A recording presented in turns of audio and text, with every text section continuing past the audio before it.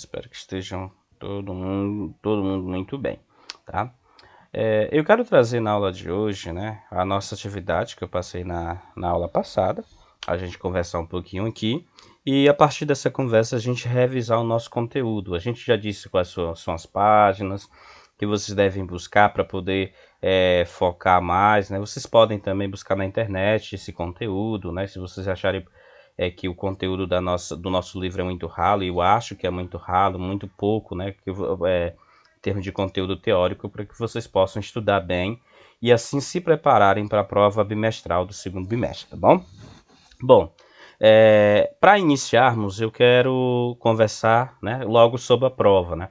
A nossa prova de língua portuguesa do segundo bimestre, a última prova desse semestre aqui, vocês farão no horário. A coordenação durante a semana deve colocar os horários, né? Mas seguiremos os mesmos horários das aulas. Então, segunda-feira, a turma do sétimo ano tem aula comigo pela manhã.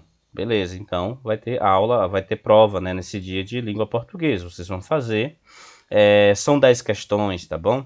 Então, 10 questões de língua portuguesa, todas de múltipla escolha, quer dizer, vocês vão marcar, ler corretamente, com muita atenção, ler e vocês vão marcar a resposta correta, tá bom? De alternativas de A a D. Então, é tudo sobre o nosso conteúdo, já está posta lá.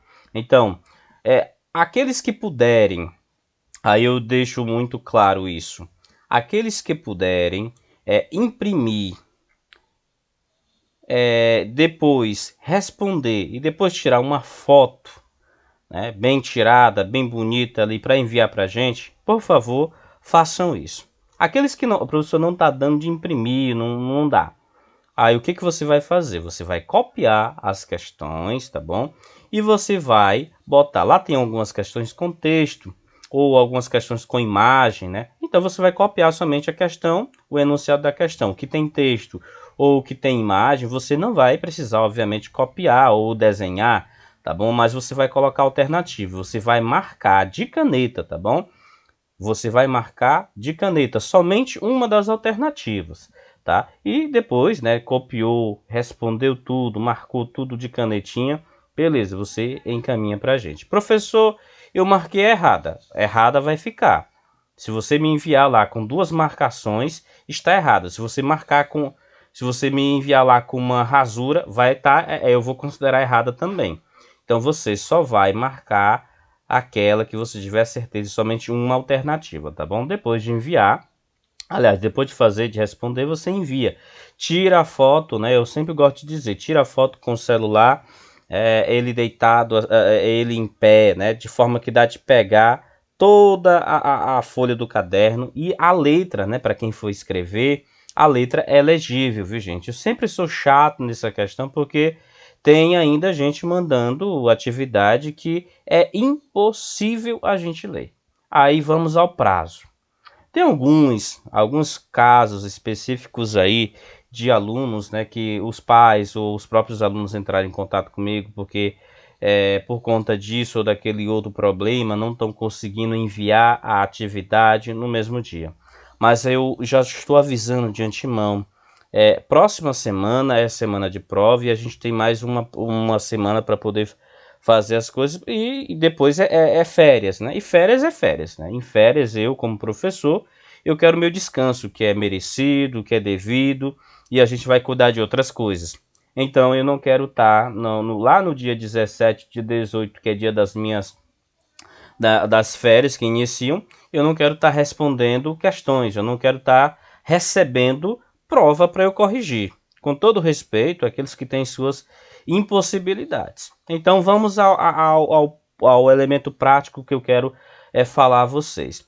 Aqueles que estão com problemas de enviarem na mesma hora, porque assim, se a nossa prova é de manhã, começa às 7h30, então eu quero que vocês enviem no horário, até 9h05 é o horário de você enviar a nossa prova. Então você tem 2 horas para responder uma prova de 10 questões. Não é assim na prova? Não é assim na escola? Você vai lá no período das provas, você faz as provas no horário lá. Você não vai fazer sua prova e enviar e entregar a sua prova só em uma semana depois. Não. Aí eu quero ser muito enfático e não me entendam mal aqueles que têm as suas dificuldades. Já já eu chego a vocês. Mas eu quero que vocês enviem no horário devido. Por quê? Gente, temos que escorrer. Nós, professores, temos que corrigir as provas, temos que acrescentar as notas no diário online. E tudo aí requer tempo. Então, a gente está fazendo ali, corrigindo uma, corrigindo outra. E aí, no período das férias, a gente vai receber prova para poder corrigir. Eu não quero. Então, por isso lá. Aqueles que estão com problema, professor, não dá de enviar na mesma hora. Beleza. Mas, gente, em um horário do dia você vai ter que enviar. Se seu pai está trabalhando, sua mãe está trabalhando durante o dia, você, professor, a prova eu vou enviar quando a minha mãe. Você responde a sua prova, eu lá, e você envia no horário lá. Professor, eu estou enviando a prova, se identifique sempre, fulano de tal, da turma tal, tal, no caso do 7º ano, do turno tal, tal. Eu estou enviando agora porque minha mãe, meu pai só chegou agora e eu vou responder a prova agora. E estou lhe enviando aqui. Beleza, está justificado. Eu sei que tem aqueles casos e esses casos estão avisados. Mas não vou aceitar a prova, por exemplo, se a nossa prova é segunda, você enviar no sábado.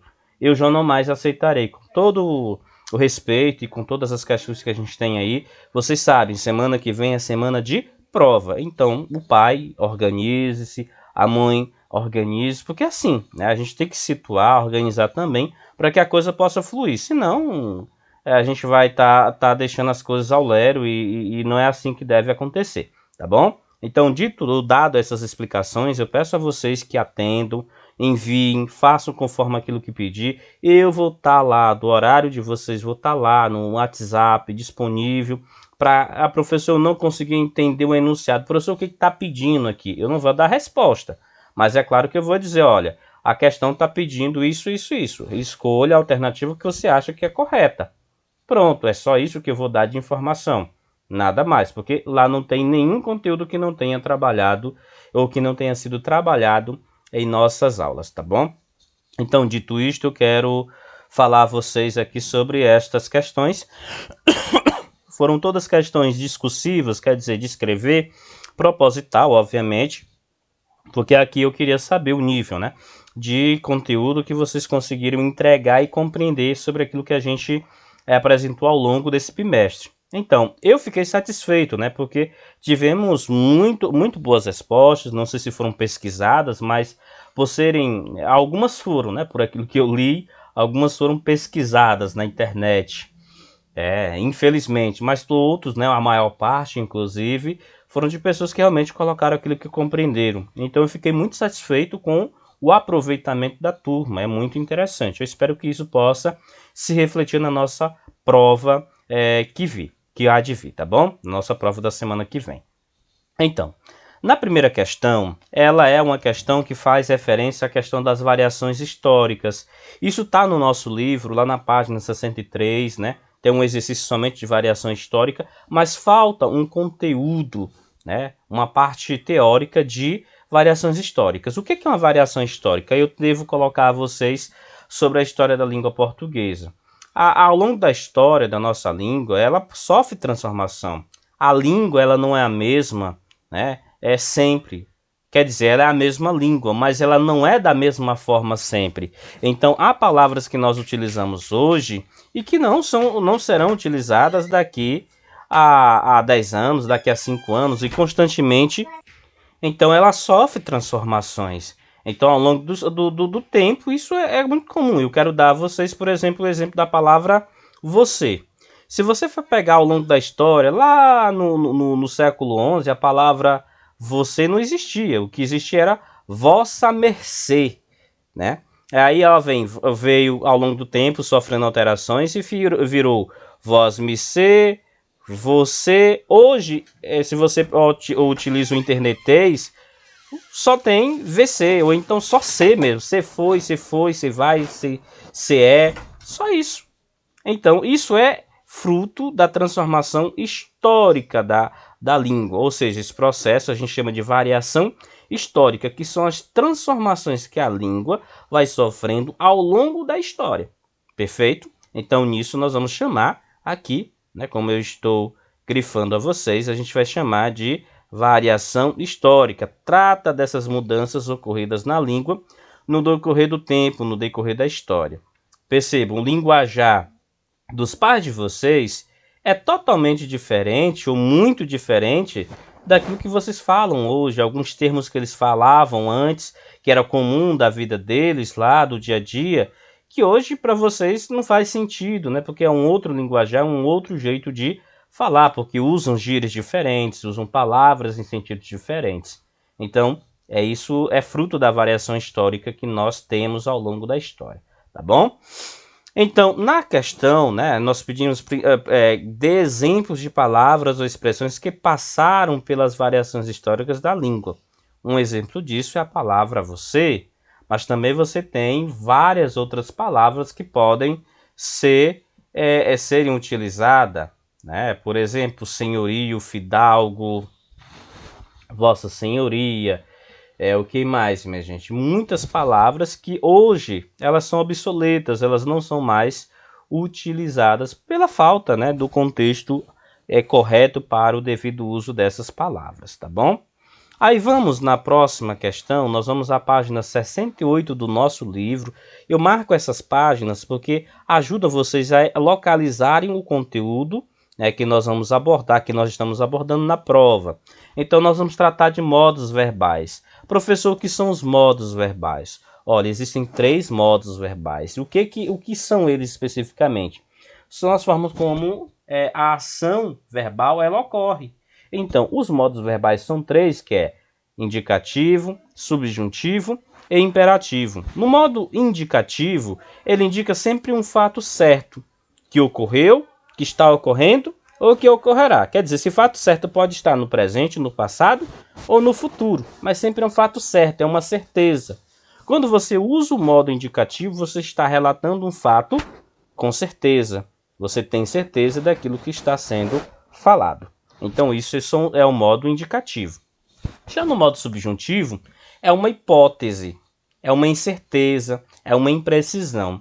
O verbo, quando está conjugado no modo subjuntivo, ele vai indicar uma imprecisão da informação. Quer dizer, pode ser que sim, pode ser que não. É uma dúvida, quiçá, talvez, tá bom? Então, é uma dúvida, é sempre o fato incerto, é uma incerteza, tá bom? E o modo subjuntivo o modo imperativo é aquele que indica uma ordem, um pedido, um conselho.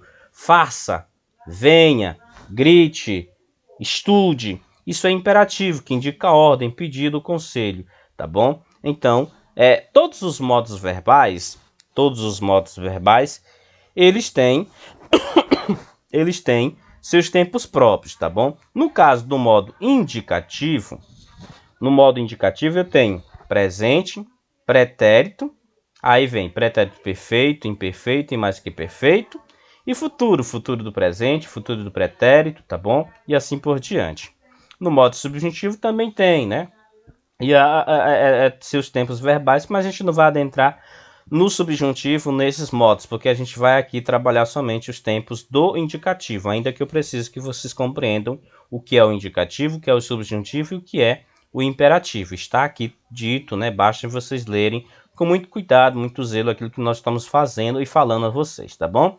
Em cada um desses modos nós vamos ter os seus tempos, né? E vamos nos fixar mais ao do indicativo, o presente do indicativo, o pretérito perfeito, o pretérito imperfeito e o pretérito mais que perfeito. Nem o futuro nós vamos colocar aqui com maior força, com maior veemência, né? Isso daí não nos interessa tão fortemente, porque o que está colocado no nosso livro, para nós estudarmos o que nós falamos ao longo das nossas aulas, foi justamente sobre o pretérito, né? O pretérito perfeito, imperfeito e o mais que perfeito. Eu peço aqui que vocês indiquem em qual tempo do indicativo verbos das orações estão conjugados. Então, na letra A da segunda questão, Joana sempre fazia caminhada pela manhã. Olha, ela fazia.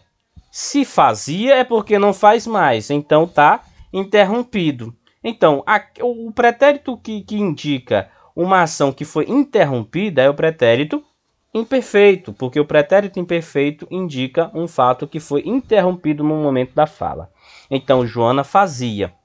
Então, isso aqui é pretérito imperfeito. Na letra B, eu tenho Jonas saíra ileso da baleia. Saíra.